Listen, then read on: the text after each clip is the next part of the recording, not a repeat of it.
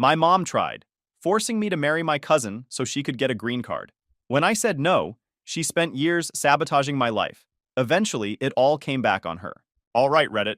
Yeah, I know how the title sounds. Before anyone starts cracking jokes, yes, this involves marrying a cousin. But wait, let me explain. My family is Dominican. I, 23 male, grew up in a house where Spanish was my first language, and loyalty to family wasn't a suggestion. It was the rule. Everything my mom Yolanda has ever done to me, she did under the flag of family. Every demand, every scheme, every meltdown, always wrapped up in duty and sacrifice talk. When you grow up hearing that stuff your whole life, you don't question it for a long time. You just carry it. I was 19 when my mom sat me down at the kitchen table and told me I was flying to the Dominican Republic that summer to marry my third cousin. Not asked, told. My cousin's a decent person. Grew up rough over there. Her own mom was neglectful. And honestly, my mom showed her more attention than she ever showed me. My cousin wanted to come to the States for nursing school. I never had a problem with her. The problem was the plan. Fly down, legally marry her, bring her back on a spousal visa, stay married for a year, divorce. My mom would pocket whatever money came out of it. I'd handle the felony. She'd brought this up a couple years earlier, and I figured she was just talking. Dominican moms say wild stuff sometimes. You learn to let half of it float past you.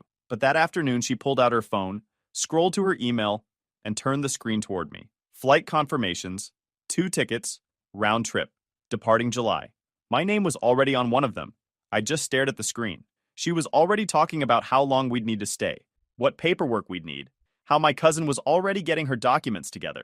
Like we were planning a family vacation, not immigration fraud. You're serious right now? She didn't even blink. The flights are booked. We leave in July. I'm not marrying my cousin. She's your third cousin, Mateo. Stop being dramatic. I told her I was in a relationship.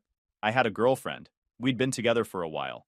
My mom looked at me like I just told her I had a pet rock. I don't care about your girlfriend. I don't care about your personal life. Those were her exact words. I tried to push back. Told her I wasn't comfortable with it. Told her it was illegal. Each time I said no, her voice got louder. The conversation went from a discussion to a shouting match in maybe 6 minutes. When I finally flat out refused, she stood up so fast the chair hit the wall behind her. If you are not willing to help this family, then find somewhere else to live. I was 19.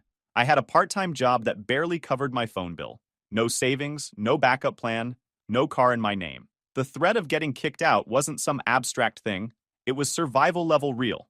I knew exactly what happened to people in my neighborhood who ended up on the street young. That night, I sat in my room trying to process what just happened. My girlfriend was supportive when I told her, said we'd figure it out together, but I could tell she didn't fully get the weight of it. She came from a normal household where disagreements ended in silence, not eviction threats. The thing that messed with me the most wasn't the yelling. It was what happened the next morning. She was acting completely normal, making breakfast, humming to herself, asking me if I wanted eggs. She even laughed at something on her phone and showed it to me like we were buddies. Like the whole kitchen table ultimatum never happened. I didn't sleep much that week, kept counting the weeks until July, trying to figure out if I had enough time to come up with something. My mom started mentioning the trip casually in front of relatives, framing it like a fun family visit. Nobody questioned it. Nobody asked me how I felt. Whatever my mom said was the official version of reality. If she said I was excited to help my cousin, then that was the truth. My actual feelings were background noise in that house. I also noticed she started being extra nice to me that week, making my favorite food, asking about my classes, laughing at my jokes. It meant she'd decided the plan was happening and she was preloading goodwill so that when she cashed in, I'd feel like I owed her. I wasn't her son. I was her tool. And if I didn't figure out how to get out of this on my own terms, she was going to use me until there was nothing left. This was spring of 2020. The first thing my mom did after that kitchen table conversation was ask me where my passport was. I told her it was expired. Technically true. It was close to expiring, and I had zero intention of renewing it. She said she'd handle the renewal herself, just needed me to hand over the passport and my birth certificate. She wasn't asking for documents. She was collecting leverage. I told her I'd look for them. Then I did absolutely nothing about it. Over the next couple weeks, she started bringing up the trip to relatives on the phone, always within earshot of me. He's looking forward to seeing the family. He's happy to help his cousin, building a version of reality where I'd already agreed, so that when I tried to back out, I'd be the difficult one. That's when my boy Nikolai stepped in. Russian family, grew up a few blocks from me, built like a refrigerator. I told him what was going on and he stared at me for about 10 seconds. Bro, you know she's gonna take the documents and you're stuck, right? He asked with his strong accent. I know. So why are they still in her closet? He had this way of asking questions that made you feel stupid and grateful at the same time. He was right. I'd just been too deep in survival mode to think straight. So we came up with what Nikolai called Operation Backpack. Stupid name. Solid plan. I waited for my mom to leave for work, then went straight to her bedroom closet. Top shelf, behind a shoebox, my passport, birth certificate, and social security card in a manila folder with my name written on it in her handwriting, separated from the rest of the household paperwork. She had mine set aside like supplies she was getting ready to use. I took photos, moved the originals into my backpack with a cheap fireproof pouch, and kept that bag on me or at Nikolai's at all times. Opened a new bank account at a different bank. The old one still had her name attached from when I was a minor. Started moving money over in small amounts. Moved clothes and essentials out in waves. A hoodie here, shoes in a bag there. Kept my phone locked. Cleared my search history every night. I kept my head down. Didn't argue. Didn't bring up the trip. Didn't give her anything to react to. Gray rock before I even knew the term existed. About 3 weeks in, she walked into my room without knocking and started going through my dresser. Opened every drawer, moved things around, looked under a stack of jeans. When she didn't find what she was looking for, she stopped moving, stood there with her back to me for a few seconds, perfectly still, then turned around. Not angry. Worse, patient. Where's your folder? What folder? The one that was in my closet. I don't know what you're talking about. She barely smiled, then walked out without closing the door. Over the next few days, she started doing these little tests, asking me to hand her my ID, asking me to log into the old bank account. Each time I had a deflection ready. Each time she watched my face a little too carefully. Then she tried a different angle. Called my aunt and uncle and told them I was being disrespectful, refusing to help family, turning my back on my cousin who had nothing. She painted me as the selfish American kid who forgot where he came from. A few relatives called me to lecture me about gratitude. I let them talk and said I understood. Never corrected the story. Then came the ambush. My mom invited me to Sunday dinner at my aunt's place. Said it was just family, nothing serious. When I walked in, the living room was full. My aunt, my uncle, 2 older cousins, and my mom sitting in the middle looking concerned. My uncle started it. Said the family was worried about me, that I was being selfish, that it wasn't how I was raised. My aunt said my cousin in the DR was counting on me. One of my older cousins told me to stop thinking about myself for once. The whole time, my mom just sat there, quiet, dabbing her eyes with a napkin. She'd coached every single one of them, and she didn't even need to speak. Just let the room do her work. I looked at all of them and realized nobody knew what they were actually asking me to do. She'd framed it so carefully that they thought I was just being difficult. I said I understood their concerns and left. Didn't argue, didn't explain. Because in that family, the truth coming from me would lose to a tear coming from her. Every time. Nikolai was waiting in his car outside. He took one look at my face. Ambush? Full production. He just said Davai and drove. Meanwhile, she found another option. Some friend of a friend here in the States willing to do a paper marriage for money. That fell through too. I used that window to finish moving the last of my important stuff to Nikolai's. By the time her attention swung back to me, I was lighter than she realized, but I could feel it building. She was regrouping, and when my mom regroups, the next move is always worse. Actually, a quick side thing I forgot to mention. During all this, I was still going to my classes and working part-time at this little shipping store near the house. My manager there was this older Haitian dude named Jean-Pierre, who played the same 3 Bob Marley songs on repeat every single shift. Had nothing to do with anything, but I think about that store sometimes. It was the one normal part of my week. Anyway, a few weeks before the July travel date, she made her last real push. Told me she'd made an appointment at the post office for my passport renewal. Saturday morning, 10 a.m., I told her I'd be there. Saturday morning, I went to Nikolai's house instead. When she called at 10:15, I told her I got called into work. She was quiet for a long time. I could hear the post office lobby behind her. We can reschedule. Yeah, sure. But I'd already checked the renewal timeline online. Even if she got me to submit that day, processing would take 6 to 8 weeks minimum. July was less than 4 weeks out. The math didn't work. The window had closed and she didn't even realize it. When July came and went without a flight, she didn't say a word. The pandemic was also making travel complicated, which gave her a face-saving excuse. But I knew the real reason. I'd run out the clock without ever saying no to her face again. The summer I turned 21, everything came apart. The marriage scheme was dead. The pandemic killed the travel. The backup person ghosted. My cousin was still in the DR. My mom never said the plan was over. She just went silent about it, which with her was more dangerous than yelling. The girlfriend I had back when this whole thing started didn't survive the fallout. She stuck around through the passport games and the ambush, but the constant stress wore us down. We weren't fighting about each other. We were fighting about everything around us. She eventually told me she cared about me but couldn't keep living in crisis mode. I didn't blame her. Honestly, I was in no shape to be somebody's boyfriend at that point. What actually set things off with my mom was money. I'd started working more hours and was pulling in decent checks for the first time. My mom noticed immediately. She started expecting me to hand over a chunk of every paycheck. Not rent, not a bill split, just money. She framed it as helping with the household, but the math never added up. She wanted roughly half of what I made, and when I asked what it was going toward, she'd either dodge or go straight to guilt. I started pushing back. Small boundary lines, giving her less than she asked for, saying I had bills, delaying by a day or two. Every time I pushed back, she got quieter, which was worse. That's when she started pulling threads. First, she forgot to pay the phone bill for the family plan my line was on. My phone got cut off for 3 days, right when I was trying to pick up extra shifts. When I confronted her, she said it was an accident. She'd been busy. It slipped her mind. Then she told me she needed my car key back, the spare to the car I'd been using, which was technically in her name. Said she needed it for the mechanic. Never gave it back. Each move was small enough to deny and big enough to remind me who was still holding the strings. But I had my documents. I had my separate bank account. And she didn't know about either one. So when she reached for control, she was grabbing at things that didn't matter as much as she thought they did. Operation Backpack was the only reason those moves stung instead of crippled. One night in August, she told me to send her $300 by the morning. I already covered my share for the month. She tilted her head like I'd said something amusing. I'm not asking about your share. I'm telling you what I need. I don't have it. She stared at me for a long time and then said something I'll never forget. You think you're grown? Then go be grown somewhere else. I didn't respond. Walked to my room and started mentally running through what I still had in the apartment that I couldn't afford to lose. Most of the important stuff was already out.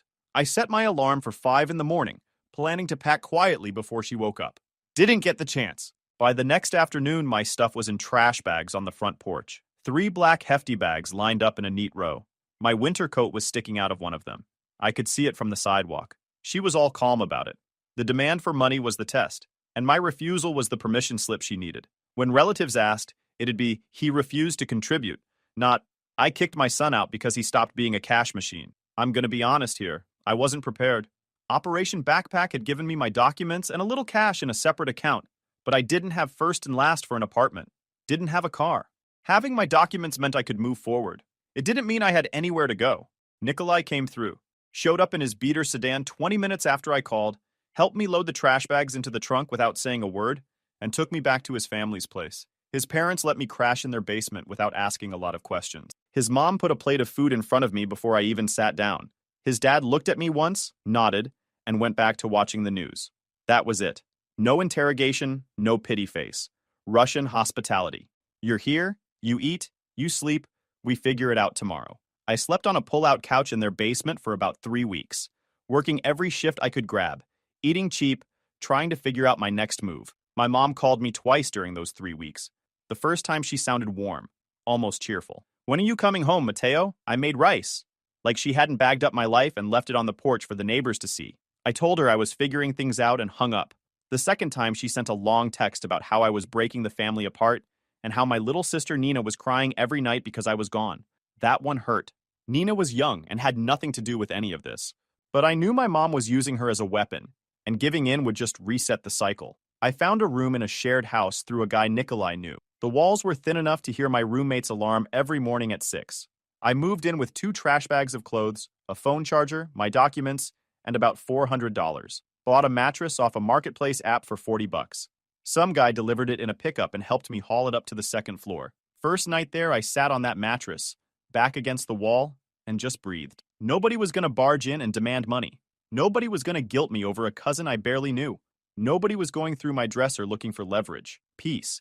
Nikolai came by the next day with a bag of groceries his mom had packed. Rice, canned stuff, some bread, a couple of those frozen meal things. He didn't make it a whole thing.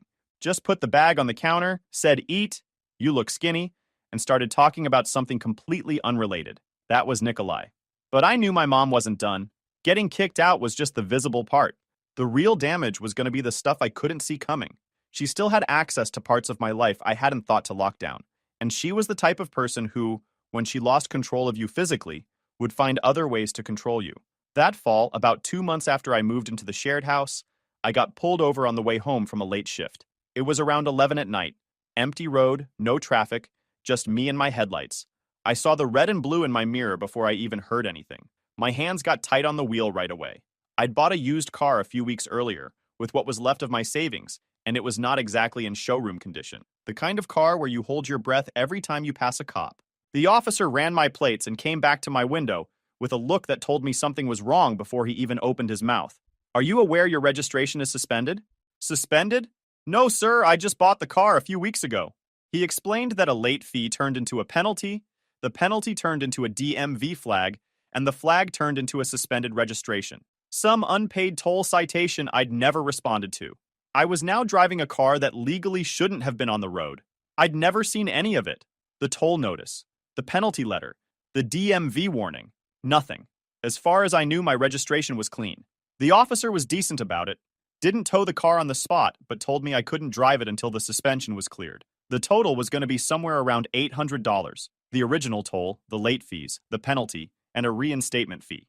Basically everything I had. He gave me a fix-it window and told me to handle it quick, or the next stop wouldn't end with a warning. I called Nikolai from the shoulder of the road, and he came and picked me up. On the ride back, I started putting it together. The toll citation would have been mailed to my old address, my mom's address. When I got kicked out, updating my mailing address was the last thing on my mind. I changed it with my bank and my employer, but never filed with the post office. 2 days later, Nikolai drove me to my mom's place. She wasn't home. Nina let us in. She looked happy to see me, which made my chest hurt. But I stayed focused. Went to the kitchen counter where my mom always stacked mail and found a neat little pile held together with a rubber band tucked inside a drawer near the microwave. All my mail, every single piece that had come after I moved out. The toll notice, the penalty letter, the DMV warning, a jury duty summons, a bank statement, a piece of mail from my health insurance. She'd kept all of it, organized. Some of the envelopes were already opened. She'd read them. That was the part that made my stomach drop. Throwing it away would have been careless. Keeping it meant she knew exactly what she was doing. Nikolai looked at the stack and then looked at me. "Brother, she rubber banded it. This woman is psychopath." "Yeah, she rubber banded it." I took photos of every piece of mail. Front, back, postmarks, the drawer, the rubber band, the stack. Nikolai stood behind me the whole time, making sure I didn't miss anything. Then I took the entire stack, and we left. Over the next week, I went into full lockdown mode. Went to the post office and set up a P.O. box. Paid for 6 months up front because I wasn't going to risk a lapse. Everything got rerouted to that box. Bank, insurance, DMV, everything. Then I switched every account I had to paperless. Email notifications, digital statements, online portals. If it could be digital, it became digital. I wrote down every piece of withheld mail with dates, senders, contents, and what happened because of it. Started building a paper trail. Took the photos and the documentation and put them in a folder that I kept at Nikolai's place. A physical backup in a location she didn't know about. Nikolai's exact words when I handed him the folder were, "If she finds out about Zeus, she is going to be very unhappy." He said it the same way you'd say, "The sun's going to come up tomorrow." I paid the registration fees. It wrecked my savings and set me back at least 2 months. But I got the car back on the road, handled the suspension, and cleared the toll situation. Every receipt went into the folder. Building a paper trail, whether I ever needed to use it or not. My mom must have realized the mail was gone, because a few days later she sent me this impossibly sweet text. "Mi amor, this," and "I miss you," that. Asking how I was doing, saying she hoped we could talk soon, saying my sister drew a picture for me. No mention of the mail. No acknowledgement. Just sweetness. The kind that would fool anyone who didn't know the woman behind it. That was her whole playbook in one move. Punch you in the dark, then greet you with a hug in the daylight. And if you ever brought it up, suddenly you were the ungrateful one, and she was just trying to be a good mom. I didn't respond. By the next spring, the mail situation was handled, and I was focused on rebuilding. Working full-time, finally building something instead of just surviving. I picked up a second gig doing sound work for a local venue. That's where I met Dean. Dean was a touring musician passing through who needed a last-minute sound guy for a 3-night run at the venue. We clicked right away. He was older, mid-30s, had been on the road for years, and had this calm energy, like nothing surprised him anymore. After the run, he pulled me aside while the crew was loading out. "You got good ears, man, and you actually show up on time, which is rarer than you think." I laughed. "That's a low bar. You'd be surprised. Listen, if you ever want road work, I can get you on with my crew. Think about it. That was the first time someone in a position to actually change my path told me I was good at something. Not good at being useful. Not good at doing what I was told. Good at a skill. I started picking up road gigs with Dean's crew whenever they came through. Better money than anything I'd seen before, and I was seeing parts of the country I never thought I'd see. For the first time, I was putting away real savings. I mean, I remember one night we were loading out of this venue in Philly, and Dean handed me a check for the week, and I literally sat in the van and stared at it. I'd never held a check that size that had my name on it. I'd also started seeing someone new. She was good, wasn't in the middle of any of the mess with my mom, and didn't treat my life like a problem to manage or a story to react to. She just showed up. Then tax season came, and she found me again. I filed my return in early February. Simple return, nothing complicated. W-2S, electronic filing, standard stuff. Expected my refund within a few weeks. 3 weeks later, I got a notification that my return had been rejected. The reason, someone had already claimed me as a dependent for that tax year. Didn't even need to read the rest. My mom had claimed me on her taxes. I hadn't lived with her in months, she hadn't supported me financially, and she didn't even know my current address. But she had my social security number memorized, and apparently that was enough to reach into my life without being anywhere near it and yank the rug out again. The timing couldn't have been worse. I was in the middle of applying for my own apartment. First real solo apartment, no roommates, no shared house. The leasing office needed proof of income and my most recent tax return. A rejected return was a red flag the size of a billboard. The leasing agent looked at me like I'd handed her a fake ID. We can't process this with a rejected return. Do you have any other proof of income? Like what? 3 months of pay stubs, bank statements showing deposits, maybe a letter from your employer, and we'd need a larger security deposit. I walked out of that office and sat in my car for a good 10 minutes. Engine off, hands on the wheel, staring at nothing. I was furious in a way that was almost calm.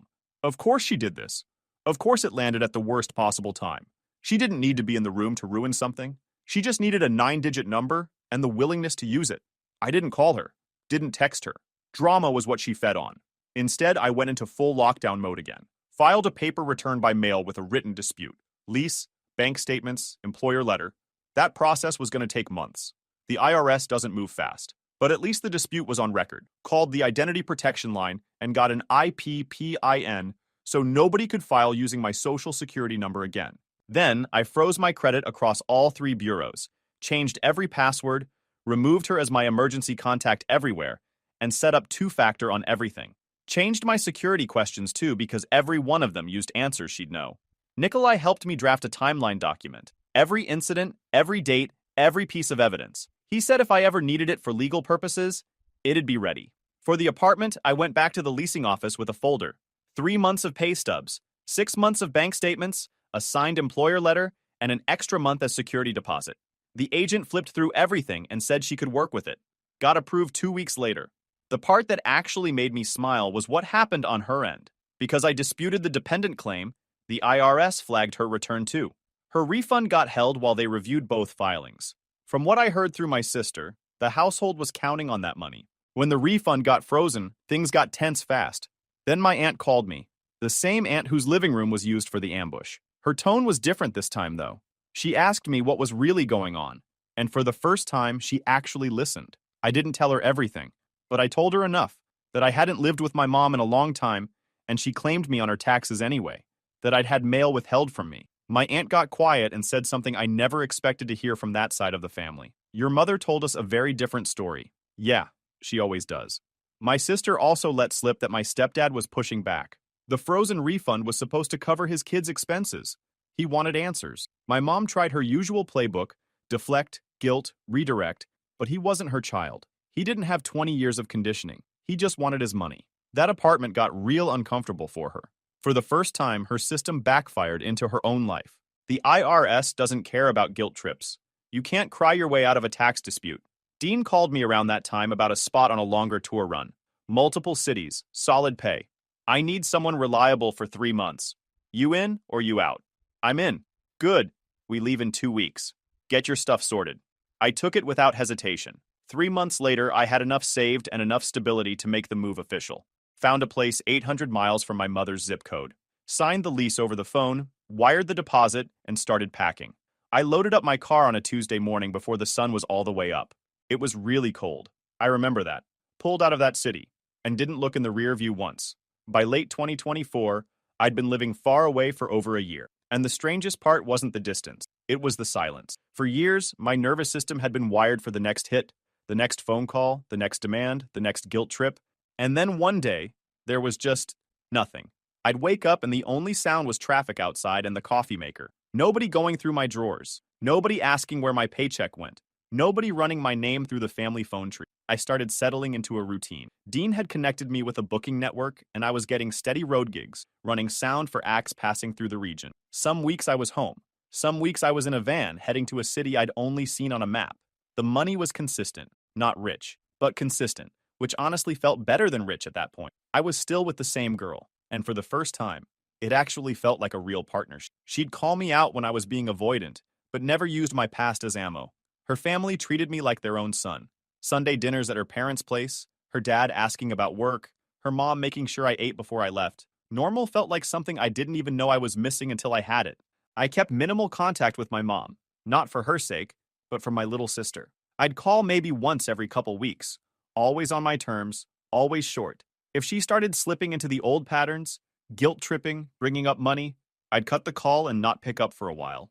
Every time she pushed, the gap got longer. She learned I was serious. For a few months, it almost felt like we'd reached something livable. She stayed in her lane, I stayed in mine, and my sister got to hear my voice. I wasn't naive enough to think she'd changed, but I thought maybe the distance was enough of a firewall. Maybe 800 miles was finally the number she couldn't reach across. Then the text came. She dropped this bomb. It was long. She told me she'd given birth a few months back. I had no idea she'd even been pregnant. Mid-40s with a newborn. She talked about how the baby was difficult, how she didn't have the energy she used to, health problems. My stepdad was working constantly and dealing with his own kids in the apartment. My sister was too young to help. I kept scrolling, waiting for the ask, because there's always an ask. Then she got to the point. She wanted me to move back home to help take care of the baby. Or, if that wasn't possible, she wanted me to take the baby and raise it at my place. I read that message 3 times. She wanted me to either uproot the life I'd built from nothing and become a free live-in nanny, or ship a newborn across the country to be raised by the son she kicked out, sabotaged, and tried to use for immigration fraud. The nerve on this woman was impressive. It was all the same thing. She saw me as a tool she could pull out whenever she had a problem she didn't feel like solving herself, and no amount of distance was ever going to change that. I sat with that text for a full day, not because I was considering it. I knew my answer the second I read it. I sat with it because I wanted the message I sent back to be the last one I'd ever need to send. And yeah, I know someone's going to ask why I didn't just file a restraining order. I thought about it. But here's the thing. Courts want proof of physical threats or stalking. What my mom did was messed up and some of it was straight up illegal, but a judge would hear she held my mail and claimed me on her taxes, and tell me that's a civil matter, not a protection case.